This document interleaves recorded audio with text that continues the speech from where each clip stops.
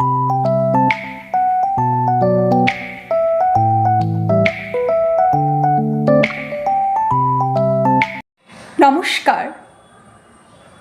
Happy friendship day to all my viewers, all my friends. যদিও কালকের দিনটি friendship day ছিল, তবুও আমার মনে হয় প্রত্যেকটা দিনই এক একটি করে ফ্রেন্ডশিপ ডে। আর সেই ফ্রেন্ডশিপটা কার সাথে করা উচিত? স্বামীজির সাথে। কারণ স্বামীজিই আমাদের জীবনে চলার পথে প্রকৃত বন্ধু। তাই যেহেতু আজকের ভিডিওটি ফ্রেন্ডশিপ ডে উপলক্ষে, তাই একটি বাণী বলবো। প্রথমে, সুখে দুঃখে দুর্ভিক্ষে যাতনায় শ্মশানে স্বর্গে বা নরকে যে আমাকে কখনোই ত্যাগ করে না, সেই তো প্রকৃত বন্ধু। স্বামীজি বলেছেন যে সকল পরিস্থিতিতে স্বামীজিকে কখনো ত্যাগ করে না, সেই অ্যাকচুয়াল বন্ধু।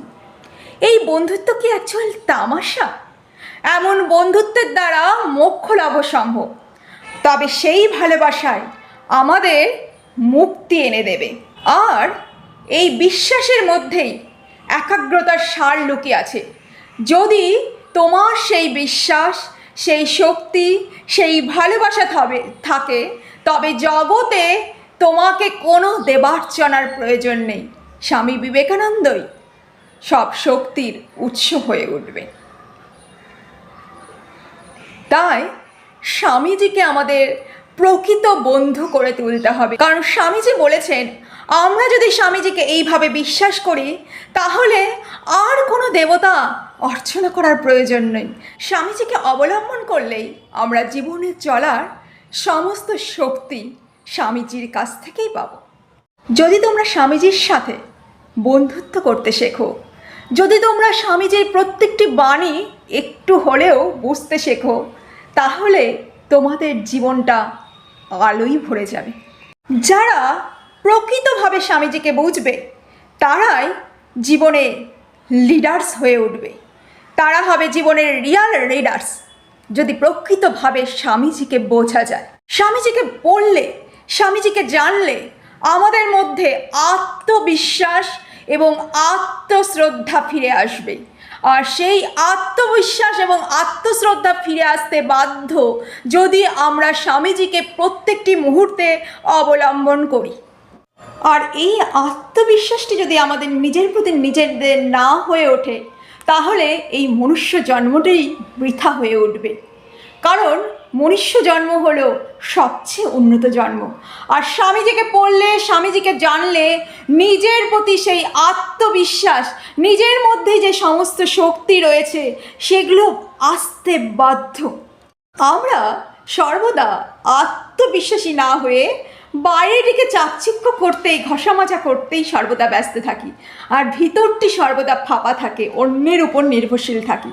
কিন্তু আমরা যদি স্বামীজিকে পড়ি, স্বামীজিকে জানি, স্বামীজির সঙ্গে বন্ধুত্ব করি, তাহলে আমরা নিজের প্রতি নিজেরাই আত্মবিশ্বাসী হয়ে উঠব। আমাদের ভিতরটিকে সর্বদা ঘষামাজা করতে আমরা ব্যস্ত থাকব, বাইরেটিকে ঘষামাজা করতে ব্যস্ত থাকব না। আর এই আত্মবিশ্বাসী যদি আমরা নিজের প্রতি নিজে হয়ে উঠি, তাহলেই আমাদের নিজেদের প্রতি আসবে আত্মশ্রদ্ধা। আর এই আত্মবিশ্বাস, আত্মশ্রদ্ধা যদি আমাদের নিজেদের প্রতি নিজেদের আসে, তাহলেই আমরা স্বামীজির সঙ্গে প্রকৃত ফ্রেন্ডশিপ করতে পারব। আর যখন নিজেকে আত্মশ্রদ্ধা করবে, তখন বাকিগুলো অটোমেটিক্যালি হয়ে যাবে। তখন অন্য যে কোনো সমস্যা সমাধান তোমরা নিজেরাই করতে পারবে, নিজের পায়ের ওপর নিজেরাই ভর হয়ে দাঁড়াতে পারবে, যেটি স্বামীজি বলেছেন। অন্যের উপর নির্ভরশীল হতে হবে না। তোমরা যে কোনো সমস্যা, যে কোনো পরিস্থিতি নিজেরাই সমাধান করতে পারবে। কোনো কঠিন পরিস্থিতির মোকাবিলা নিজেরাই করতে পারবে। অন্যের উপর তোমরা ডিপেন্ডেন্ট হতে হবে না।